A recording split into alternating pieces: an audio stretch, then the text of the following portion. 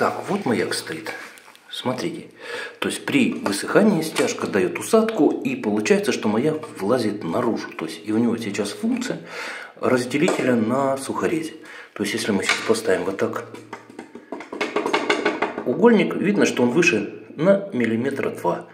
То есть любителям укладывать на тонкую гребенку, восьмерку там, шестерку и прочее, десятка, наверное, даже еще тоже может подосрать. Поэтому, когда вы будете укладывать, у вас плитка встанет вот сюда, заказчик наступает на эти две, там, вот, прям просто наступил, как бы, и произошло разделение. Поэтому лучше маяк вытащить. Можно технически взять и еще раз пройти слой, добавить.